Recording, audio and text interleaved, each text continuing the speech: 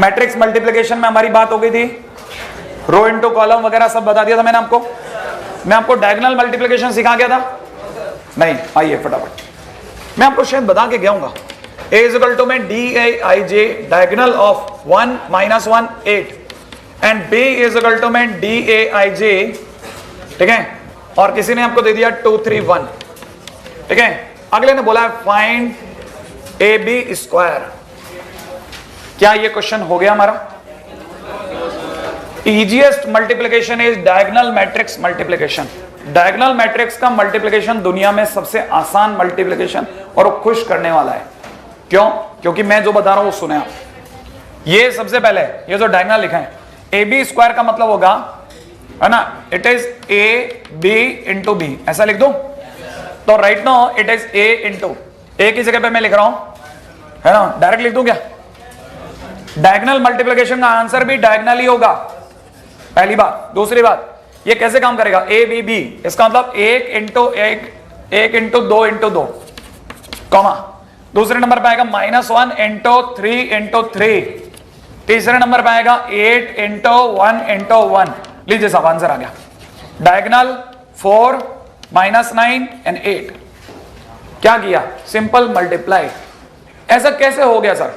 ऐसा ऐसे हो गया कि मान लो मैंने आपके सामने एक एग्जांपल रखता हूं, जैसे B square is equal to मैंने लिखा डायगोनल 2 3 1 2 0 0 0 3 1 0 0 3 0 0 0 1 मल्टीप्लाइड विद 2 0 0 0 3 0 0 0 1। मैं एक का मल्टीप्लाई दिखा रहा हूं आपको।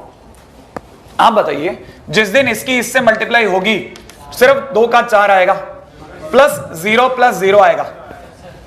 जिस दिन इसकी इससे मल्टीप्लाई होगी 2 इंटू 0 0 0 इंटू 3 0 प्लस 0 इंटू 0 0। सोचा?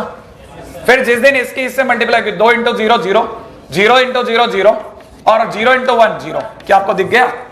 नहीं दिखा।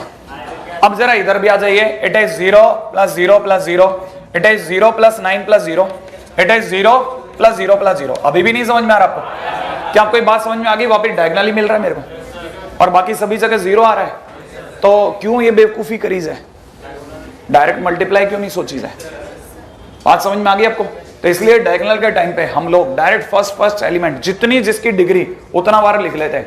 1 इंटू 2 इंटू 2, क्योंकि बी का स्क्वायर है। नहीं है? फिर अगले की मल्टीप्लाई, फिर अगले की मल्टीप्लाई। सही है? नहीं है? कॉपी कर लें, आगे चलें फटाफट। इसमें कहां अपने पास समय। हाँ भाई, अगला क्वेश्चन लीजिए। अगला क्वेश्चन है if a is equal to 1 2 1 and -1 0 1 comma b is equal to दे रखा है 1 1 2 1 -1 1 0 2 2 3 1 -1। ठीक है? अगला कह रहा है find summation of r is equal to 1 to 3 b r 3 into a 3r a 2r is equal to question mark. भाई जितने लोगों ने एनसीईआरटी में मैट्रिक्स बहुत अच्छे से पढ़ी है उन लोगों के लिए ये थोड़ा हट की बात है।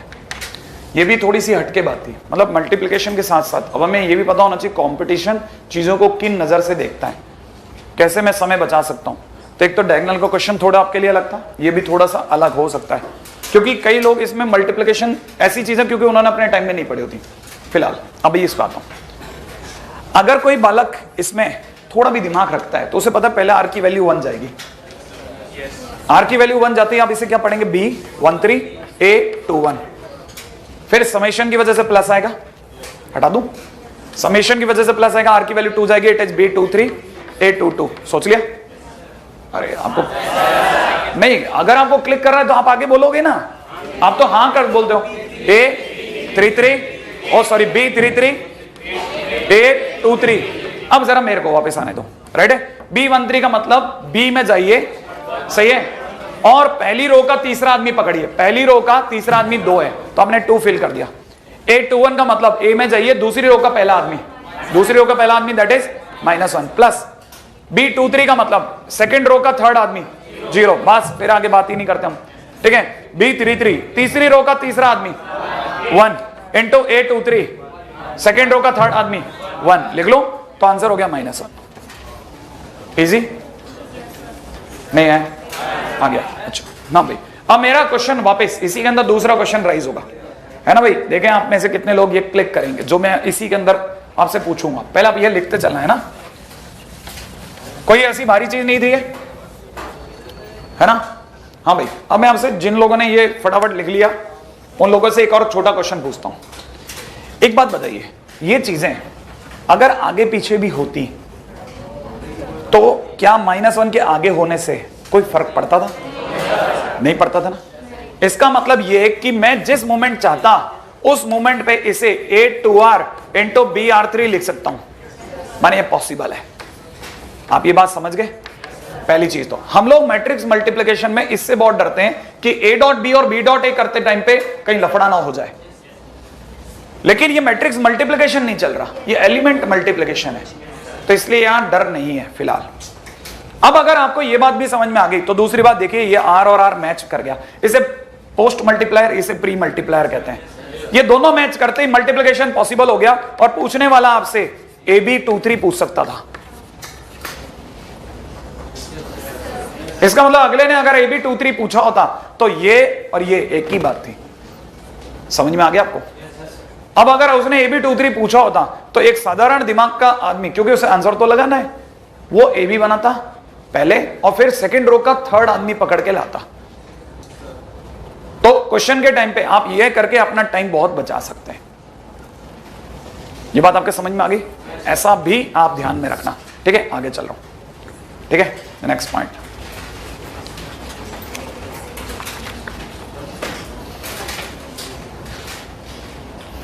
रेड करें बात आगे। आप में से अगर कोई और जैसे इसके बारे में और थोड़ी सी बात अगर समझना चाहे तो ये R2C3 लिखा हुआ है, सही है। अगर आप थोड़ा दिमाग रखना चाहें तो ये R2C3 लिखा हुआ है। ये अच्छी चीज है, कभी बैठ के थोड़ा समय दे करके सोचने वाली चीज है, ठीक है ना। बड़े आराम से सोचना, ठीक है। अगले पॉइंट पे चल रहा हूं, मोस्ट इंपॉर्टेंट पॉइंट, ठीक है ना। एक एक करके पॉइंट रखता जाऊंगा। सबसे पहले पहला पॉइंट आप लिखिए, if A and B are commute to each other, commute to each other, right है भाई।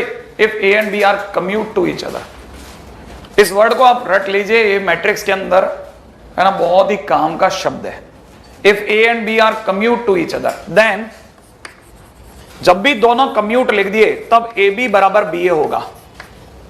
If A matrix and B matrix are commute to each other, इसका मतलब तुरंत समझ जाए कि AB और BA बराबर हो गए, ठीक है। अब इसके अंदर सेकंड पॉइंट लिखिएगा, इफ AB बराबर BA, देन इफ AB बराबर BA, then A and B are commute to each other.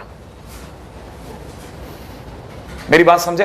मैंने इसका अपोजिट लिखा है, मैंने ये नहीं लिखा कि and opposite is also true. मेरे को ये बात दोनों तरफ लिखवानी है, मेरे लिए बहुत काम की चीज है। पॉइंट नंबर 3 पे आता हूं, सही है। Then A and B are commute to each other, लिख लिया। अगले पे लिखेगा, इफ AB बराबर -BA, then A and B are anti commute to each other, then A and B are anti commute to each other. तो इस मतलब तीसरी बहुत काम की चीज, लिख लिया।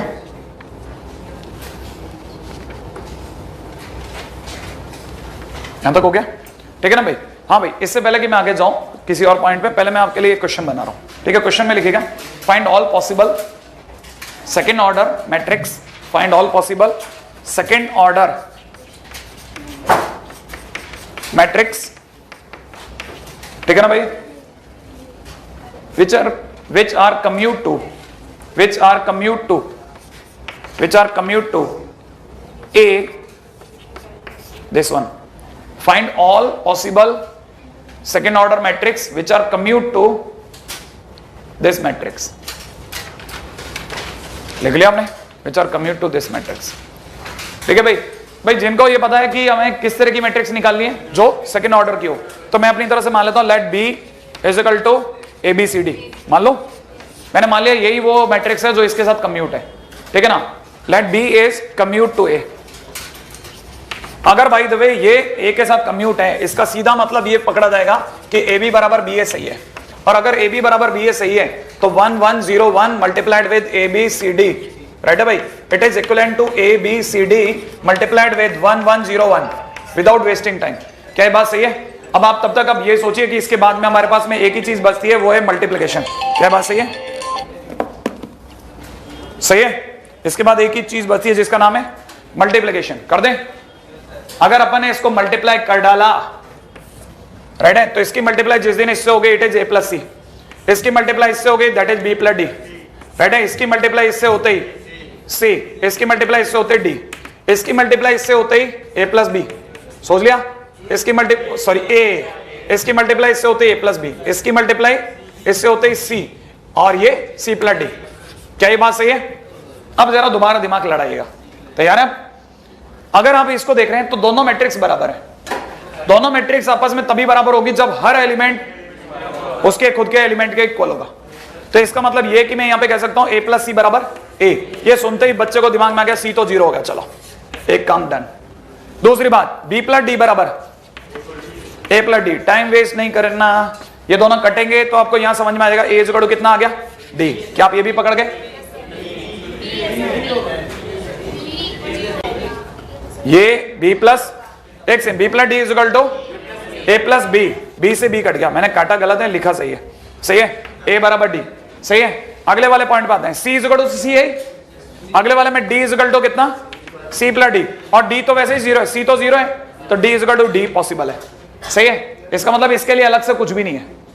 अब पॉइंट ये उठा कि इसको आंसर में कैसे तब्दील करना है, B का वैल्यू क्या निकला, है ना। अब यही आपको लिखना आना चाहिए। B इज इक्वल टू में हमने सोचा था ABCD, राइट है भाई। मैं अपनी तरह से ये जानता हूं A और D को बराबर रखना है, तो मैं जानबूझ करके एक ऐसे एलिमेंट को उठाऊंगा जिसकी वैल्यू जब जब भी आप उठाओगे, कहीं से भी उठाओगे, तो आपको बोलेगा दोनों वैल्यूज बराबर आ गई।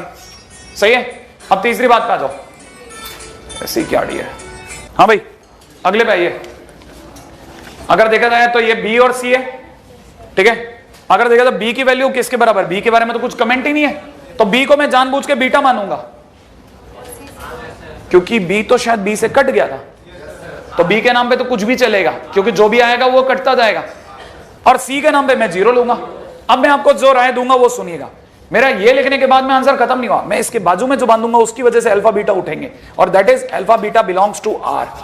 आप जब भी दुनिया के किसी भी कोने से अल्फा और बीटा के नाम पे कुछ भी उठाओगे, वो जब भी आप इसमें फिट करोगे ये ऑटोमेटिकली कम्यूट आता जाएगा। क्यों? क्योंकि आपके लिए जैसे मान लो आपने अल्फा इज इक्वल टू 1 और बीटा इज इक्वल टू 2 उठाया, तो आप यहां पे ऑटोमेटिकली 1 1 फिट करोगे, यहां 2 फिट करोगे, और जैसे फिट करोगे ऑटोमेटिकली ये कम्यूट आते जाएंगे। कहानी पकड़ में आई? तो ये लिखने की और यहां तक ला करके छोड़ने की आपकी हैबिट होनी चाहिए कि अच्छा अल्फा और बीटा तो अपन ने R में डाल दिए। सही है। आप चाहते हो तो B को भी ही लिख सकते हैं, वो भी चलेगा। हाँ भाई अगले पॉइंट पे आइए।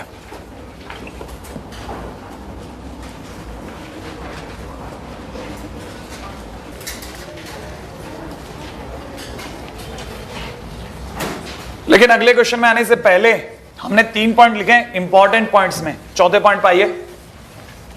उम्मीद है आप भूले नहीं होंगे कि हम लोग मैट्रिक मल्टीप्लिकेशन में ही चल रहे हैं अभी तक, और उसी से हमको A डॉट B बराबर B डॉट A मिला है।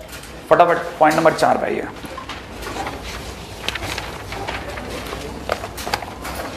ठीक है ना भाई।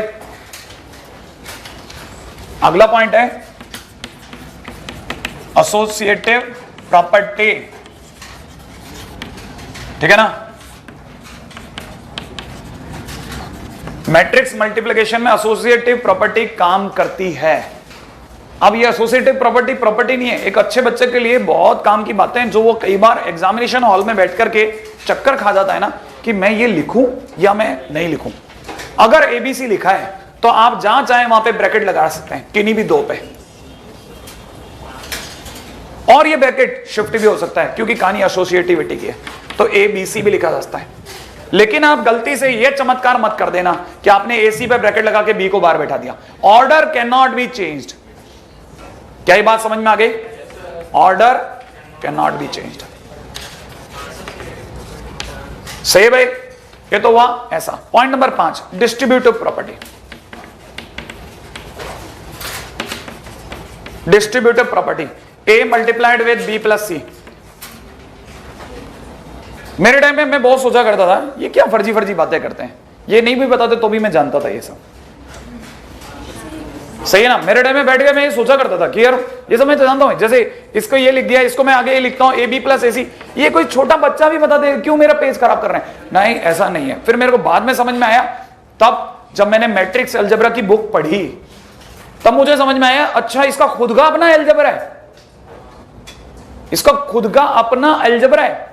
मतलब वो अलजेब्रा जो मैं बचपन से पढ़ता आ रहा हूं, ए प्लस बी का whole square is equal to A square plus B square plus 2ab, वो इस जगह काम करता है? नहीं, वो इस जगह काम नहीं करता, वो इस जगह खास खास कंडीशन में ही काम करता है।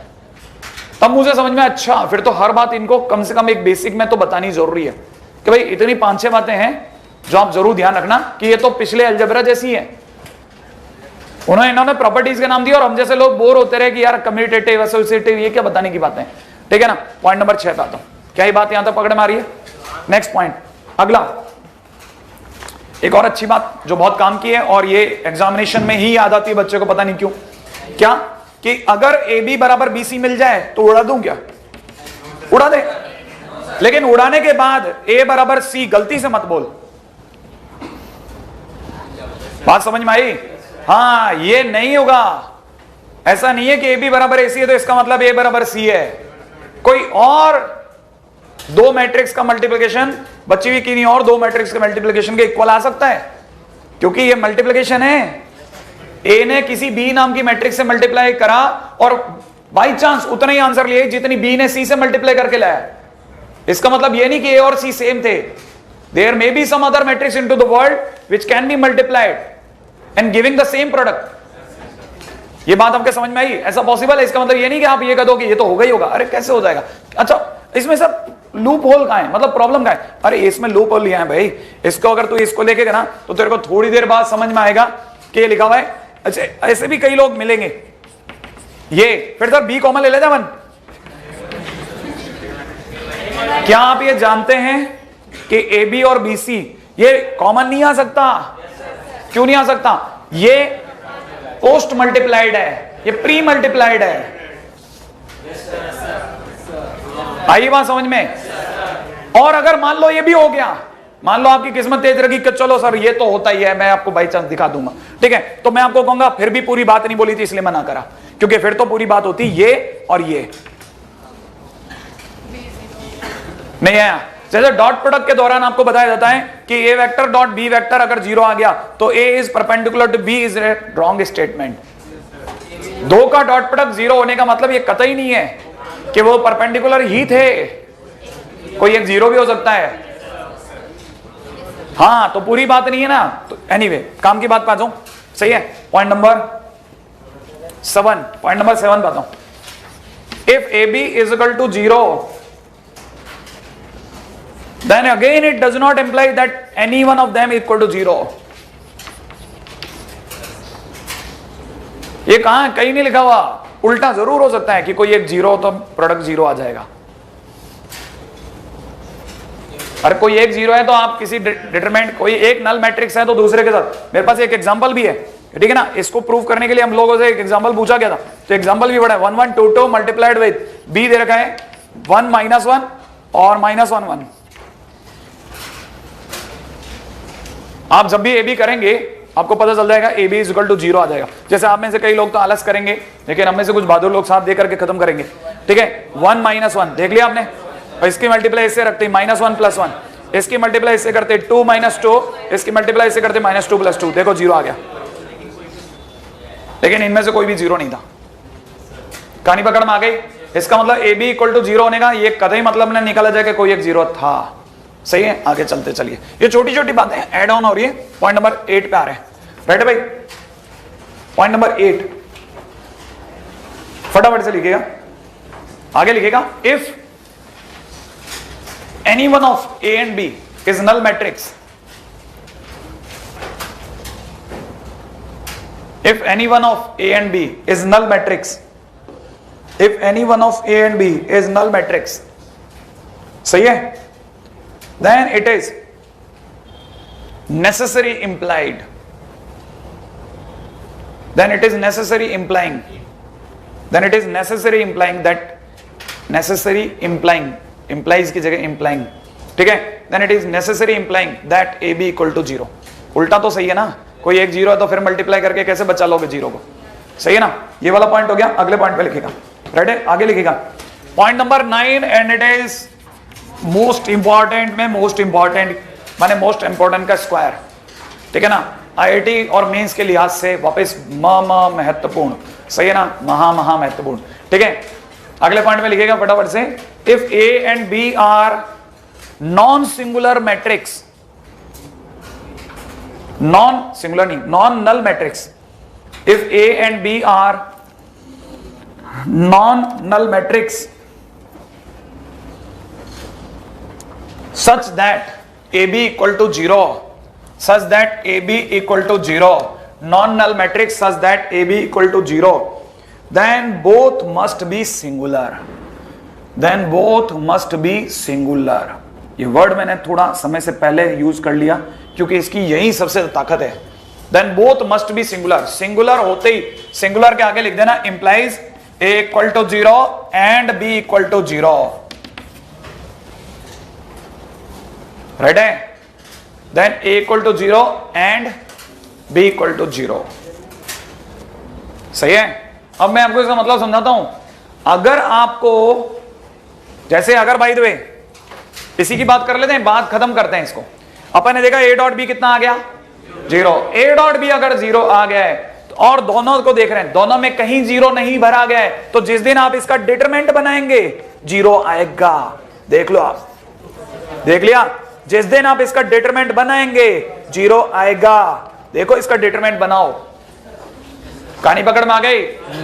मोस्ट इंपॉर्टेंट पॉइंट, अगर ये दोनों नॉन नल हैं और A डॉट B 0 आ गया तो 100% है उनका डिटरमिनेंट 0 देके जाएगा. क्या ये बात समझ में आ गई? अगले पॉइंट पे आ जाओ, पॉइंट नंबर 10. सही है, इस पे भी मैं आपको एक अच्छा क्वेश्चन, वो क्वेश्चन मतलब अपने बोर्ड और अपने अब तक की पढ़ी हुई किताबों से जो नहीं आते और जो आईडी अचानक क्लिक कर जाता है वैसे वाले क्वेश्चन ले रहा हूं, ठीक है. क्वेश्चन एक इस पे हो जाए, ठीक है. इफ P एंड Q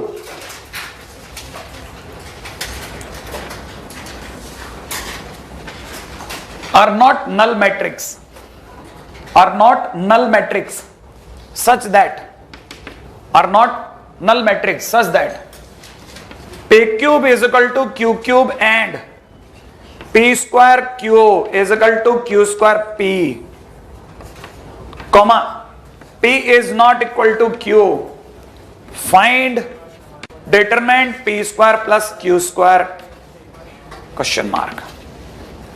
अगर P और Q नल मैट्रिक्स नहीं है और ये दो बातें पक्की हैं, जब P और Q बराबर ना हो तो डिटरमिनेंट बताइए. अपन इसको मॉड पढ़ते हैं, मैं भी कई बार पढ़ लेता हूं, mod P square plus Q square, ठीक है ना, determinant P square plus Q square. अब देखिए साहब, हमने कभी नहीं किया, लेकिन अब इस तरह के क्वेश्चंस में खुल के खेलने की जरूरत है. P cube is equal to Q cube, बात समझ में आ गई. और दूसरी शर्त दी थी P square cube is equal to Q square P, ये बात समझ में आई. घटा दीजिए, इसे घटा सकते हैं, हाँ, अगर दो इक्वल हैं तो क्यों नहीं घटा सकते. अरे ये दो मैट्रिक्स हैं, P क्यूब होने से मैट्रिक्स कोई ऐसा नहीं है कि कुछ और बन जाती हो. ये 3 बार मल्टीप्लिकेशन है तो वापस मैट्रिक्स ही आई. दो मैट्रिक्स इक्वल, दो मैट्रिक्स इक्वल, अलग अलग तरह की, तो दोनों को घटाने पे भी बराबर आएगा. तो अगर बाय द वे ऐसा मैंने घटा दिया तो आपको पता लगा यहां से P स्क्वायर कॉमन आ गया, अंदर अंदर कूदा P माइनस Q, इधर से Q स्क्वायर कॉमन आ गया, इधर से कूदा Q माइनस P. क्या कहते हो आप लोग? दोनों को उधर ले गया, दोनों को उधर ले गया. उधर ले जाते ये Q माइनस P, ये अरे उधर ले जाते माइनस का हो जाएगा और Q माइनस P से वापिस प्लस का बना देगा. कुछ कॉमन आ रहा है क्या? P माइनस Q, सही है. आगे बच रहा है P square plus Q square और पीछे बच रहा है P minus Q equal to 0, देख रहे हैं. और दोनों ही नल मैट्रिक्स नहीं है, इसका मतलब 100% दोनों का डिटरमिनेंट 0 होगा. लेकिन इस पार्टी ने पहले ही मना करा दिया, मेरी तरफ देखना भी मत, क्योंकि हम दोनों इक्वल नहीं हैं. इसका मतलब डिटरमिनेंट अगर किसी का 0 होगा तो वह इसी का होगा, सही है, इक्वल टू 0. लीजिए आंसर आ गया, बात पकड़ में आ गई. इसका मतलब एक ही पार्टी का डिटरमिनेंट 0 होगा, अदरवाइज नहीं होगा. अगले पॉइंट पे पधारिए।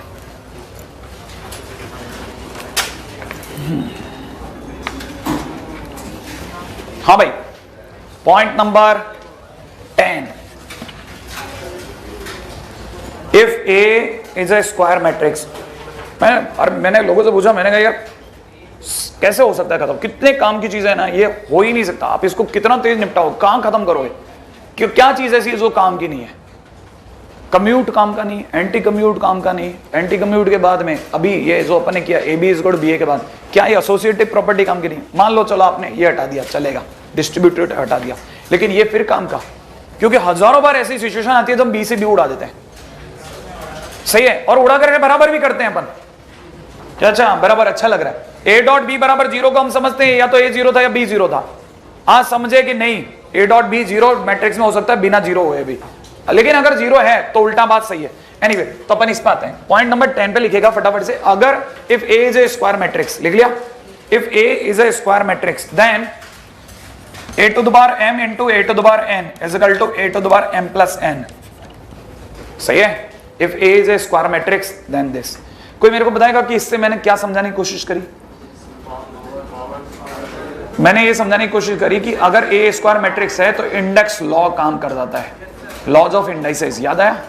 लॉज ऑफ इंडाइसेस काम करने लग जाते हैं स्क्वायर मैट्रिक्स होने पे, बाकी जगह नहीं, है ना, आगे लिखेगा, ठीक है। लॉज ऑफ इंडाइसेस काम करने लग जाता है, इसका मतलब मैं ये भी कह सकता हूं a to the power m to the power n is equal to में a to the power mn, आगे लिखेगा mn, हाँ अगले पॉइंट पे आएगा, हाँ क्या 0 का, कौन सा वाला सी? सी डायरेक्ट 0 हो रहा है, हाँ ले लो, क्या फर्क पड़ता है, इतना ज्यादा जरूरी भी नहीं था। अगले पॉइंट पे आता हूं, मोस्ट इंपॉर्टेंट पॉइंट में आ रहा हूं, 11वां पॉइंट, अगेन दूसरा काम का पॉइंट, ठीक है ना, लेकिन ज्यादा नहीं, बस 1 स्टार। हाँ, ये क्या चीज है? क्या आपको मैट्रिक्स में a प्लस बी का होल स्क्वायर खोलना आता है? पहली लाइन बोल दो, बस आपने गलत बोल दी, पहली लाइन होती है a plus B into A plus B,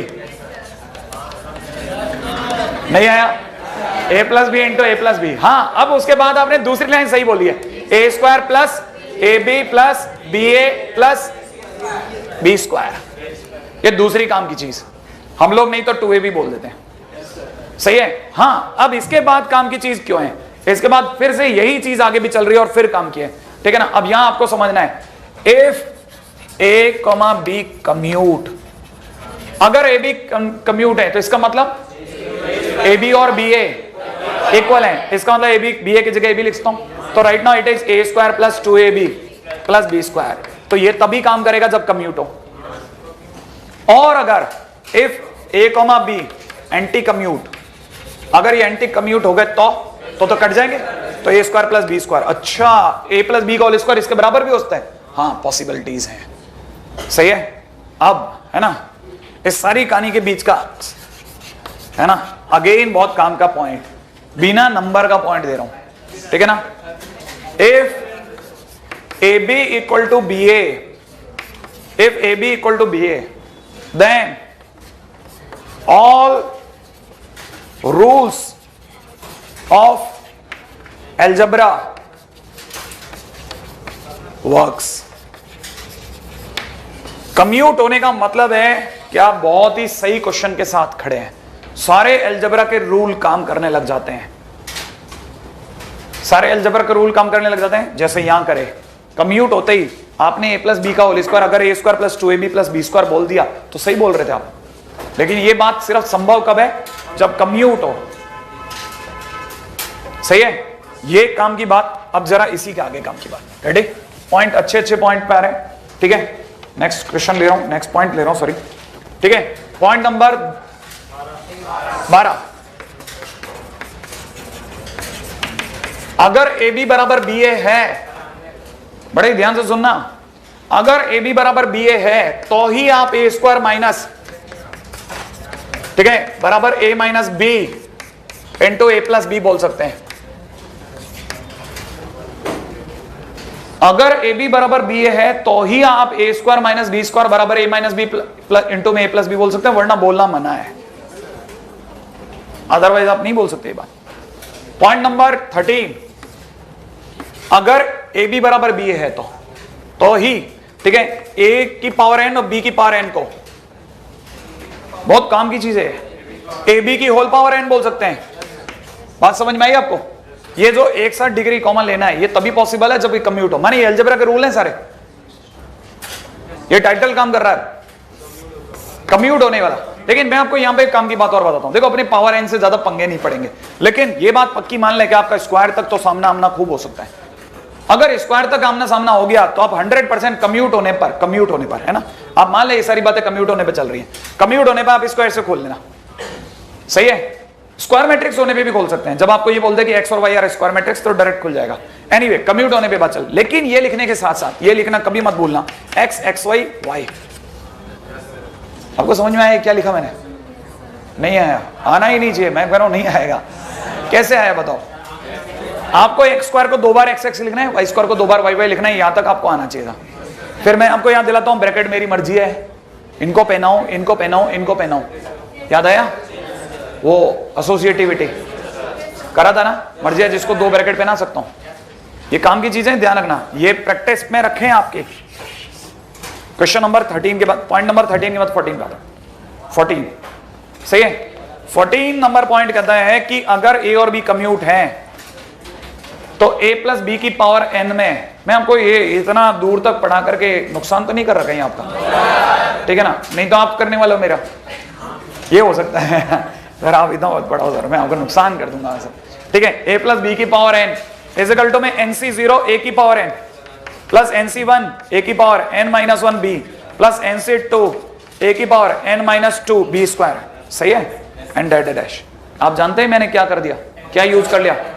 binomial theorem. बिल्कुल, बाइनोमियल थ्योरम भी यूज में आ जाती है अगर ए और बी कम्यूट है तो, राइट है। अच्छा, अब सर ये वो लिख के देगा कि ये कम्यूट है? कभी नहीं। वो क्यों लिख के देगा ये कम्यूट है?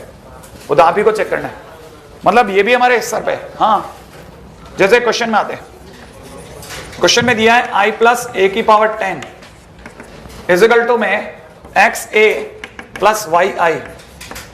देन वो पूछता है कि बताइए x प्लस वाई क्या होगा if a is equal to, उसने दे रखा है 1 0 0 0, सही है। थक जाओगे आज आप, मैं जिस हिसाब से आपको लेके जाऊंगा ना आप थक जाओगे, सीरियसली कह रहा हूं। इसके बाद भी आपका पीरियड है क्या? ठीक है, फिर तो थकने के बाद आप सोने चले जाना, ठीक है। अरे इधर आओ तुम यार, वो बातें करके और मेरी स्पीड रोक दो, ओकट की बातों में लगा दोगे।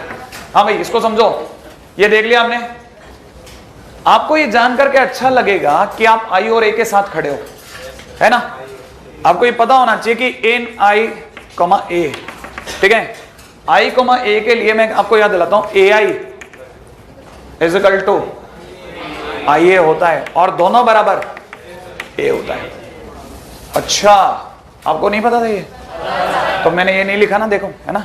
मेरे को ये लिखने से मिस कर गया, तभी आप बोले नहीं, है कि नहीं? मेरे को लगा ये छोटी बात तो आती होगी आपको, ए आई बराबर आई ए बराबर ए होता है, हमारा काम इतने से पड़ जाएगा।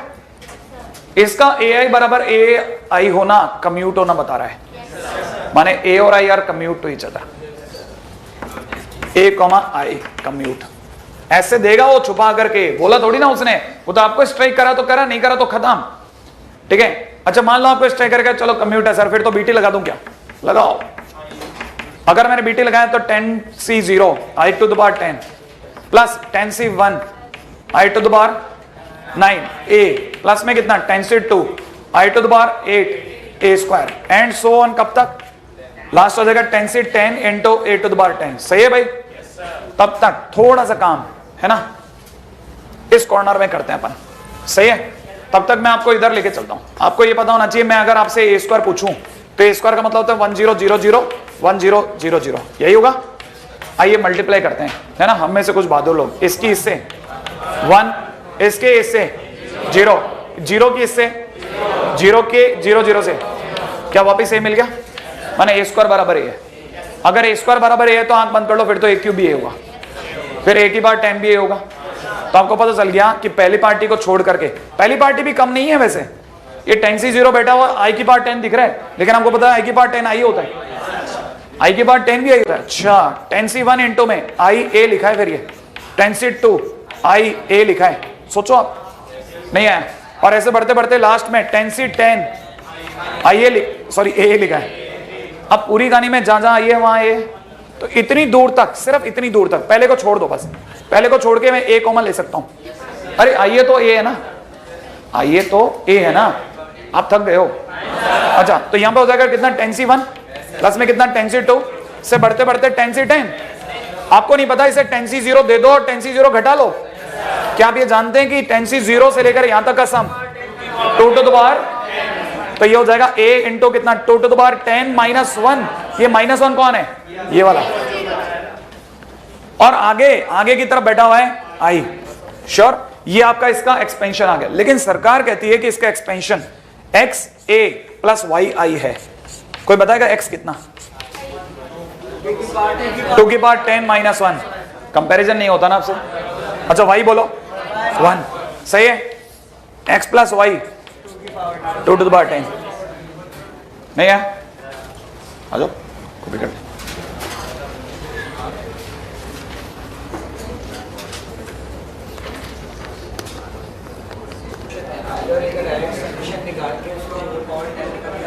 आई और एक का समेशन तरीका कहीं कुछ गड़बड़ आंसर दे सकता है, ऐसा मुझे लगा। हाँ भाई अगला, हाँ हाँ wait, A B equal to 0 और दूसरी तरह से B C is equal to I, ठीक है ना। देन वो कह रहा है then prove that A plus B का whole square, A plus B का whole square plus A plus C का whole square is equal to I. बहुत अच्छा क्वेश्चन है, ठीक है। एक बार जरूर देखिएगा क्या स्ट्रेटजी से इसको पीटा जाना है, आप देखिए इसमें मजा आएगा। रेडी, मैं कह रहा हूं ना इंटरेस्टिंग है तो सही में इंटरेस्टिंग लगेगा, लेकिन दिमाग वाले बच्चे को इंटरेस्ट आता है। देखो सामने वाले ने बोला ए बी इक्वल टू 0, बोला A B equal to 0, sure है ना। अच्छा अगर ए बी इक्वल टू 0 तो जिस दिन मैंने ए बी सी कर दिया तो 0 इंटू सी हो जाएगा, बोले तो 0 हो जाएगा, सही है। अच्छा लेकिन एक मिनट, आपने कहा ए बी सी 0 हो जाएगा, मैं तैयार हूं, यहां तक तो कोई तकलीफ तो नहीं। लेकिन आपने थोड़ा ध्यान दिया कि मैं ए बी सी 0 करते करते मैंने इसका ब्रैकेट शिफ्ट करा दिया। पकड़ में आया आपको, ये एबीसी तो 0 होना ही है, उसे तो कोई रोक नहीं सकता, ये तो 0 है ही। लेकिन मैंने यहां तक लाते लाते एक रूल लगा लिया, तब तक ये 0 हो गया, और इसके 0 होते ही ए आई इक्वल टू 0 हो गया, इसका अंदर ए इक्वल टू 0 हो गया। नहीं आया, कैसे चतुराई से एक ब्रैकेट इधर शिफ्ट करा दिया, ए को पटक दिया, तू तो 0 पक्का हो गया। ए के 0 पक्का होते ही मैं एलएचएस पे आ गया। एलएचएस में मैंने भर दिया 0 प्लस बी का स्क्वायर, 0 प्लस सी का स्क्वायर भर दिया। भरते ही दुनिया को बी स्क्वायर सी स्क्वायर दिख गया। मैंने याद दिलाया कि यार मैंने बोला था आपको बी बी सी सी लिख लेना, और ब्रैकेट तेरी मर्जी का है, ब्रैकेट कहां लगाऊं, यहां पे, और बीसी की जगह आई, ये हो गया बी आई सी, और बी आई सी का मतलब बी आई का मतलब बी, बी सी माने I is equal to RHS, proof हो गया। वापस कहानी पकड़ में आ गई आपको, कैसे एक एक करके आपको उसमें फिल करता जाना है, सही है।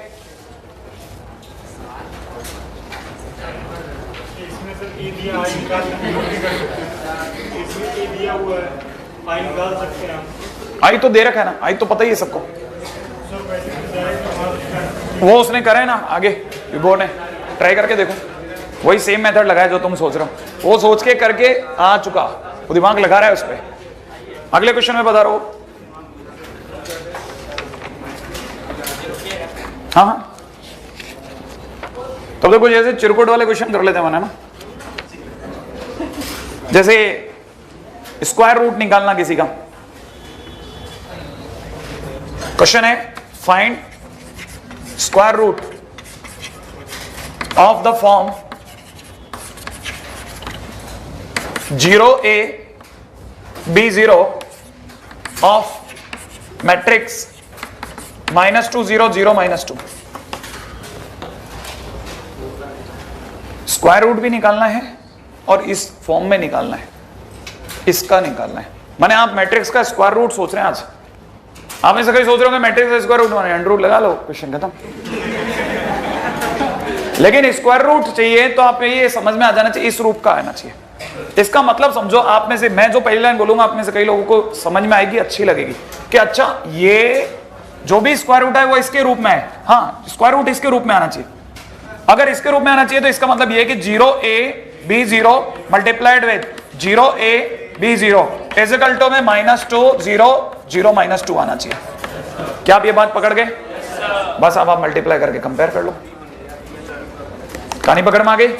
ये वो छोटी छोटी हरकत है ना जो अपने को क्या होता है ना, वहां एक्सरसाइज 3 या क्वेश्चन पेपर में मिल गई और अपन थोड़ा हैरान रह जाते हैं। ठीक है, आ जाओ फटाफट से।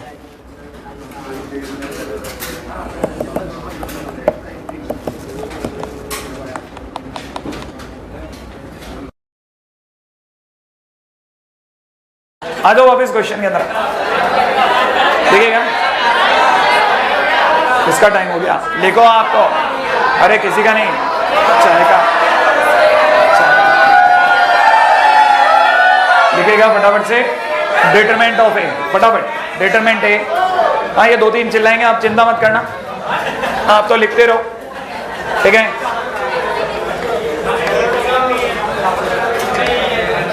डिटरमिनेंट ऑफ मैट्रिक्स, फटाफट।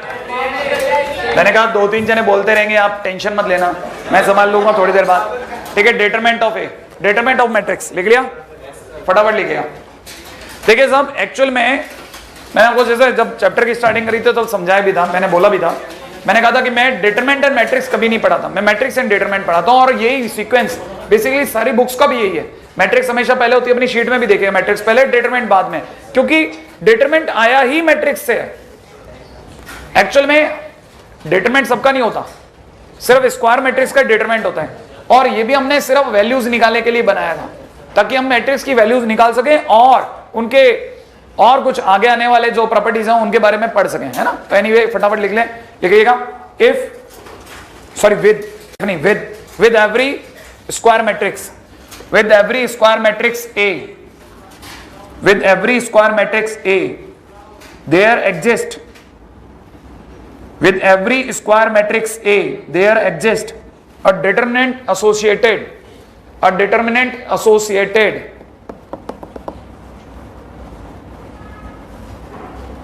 a determinant associated, ठीक है, called determinant A ऐसे लिखना है, और dat A, ठीक है। हर स्क्वायर मैट्रिक्स के साथ एक डिटरमिनेंट एसोसिएट होता है और उसे इससे या इससे दिखाते हैं।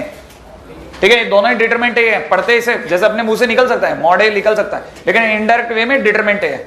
सही ना भाई, डिटरमिनेंट है। अच्छा, यहां पे हाथों हाथ 2 बातें और स्पष्ट हो जाएं कि अगर डिटरमिनेंट ए 0 है, अगर डिटरमिनेंट ए 0 नहीं है, अगर डिटरमिनेंट ए 0 नहीं है then it is non singular.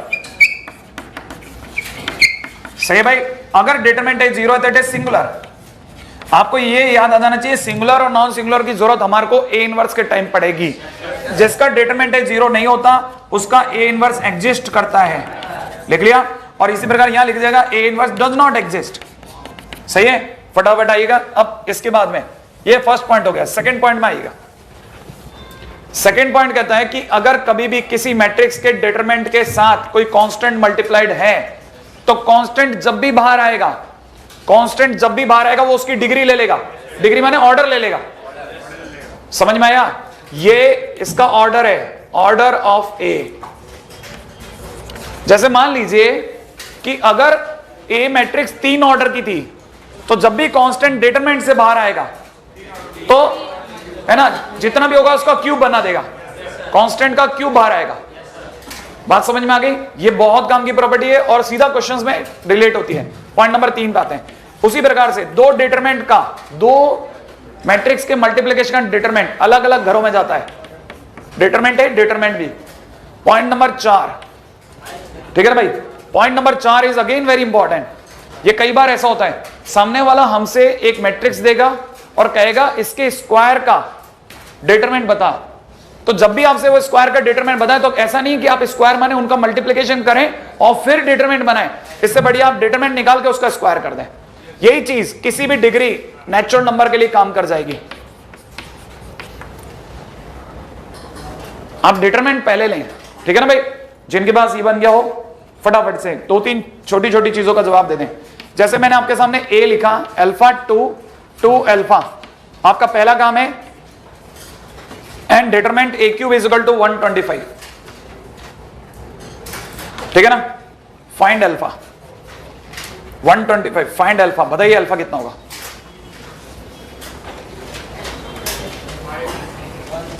हाँ, पहली बात एक समझदारी की बात बोली किसी ने, 5 बोला, क्या सोच के बोला। डिटरमिनेंट ए क्यूब अगर 125 दिया है तो आप इसको लिखते हैं डिटरमिनेंट ए का क्यूब बराबर 125, इसका मतलब determinant A is equal to 5। अब डिटरमिनेंट ए भी तो बताओ, determinant A alpha square minus 4 बराबर 5, सही है क्या भाई। इसका मतलब अल्फा बराबर प्लस माइनस 3, सही है। नहीं आया, ये कहानी पकड़ में आ गई। अच्छा, अगले क्वेश्चन में आइएगा फटाफट, इसी का छोटा सा क्वेश्चन एक और ले रहा हूं, ठीक है। लिखिएगा find minus a by 2 if that a is equal to 5,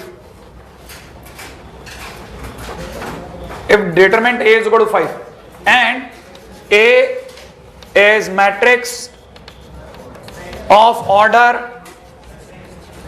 3, करिए।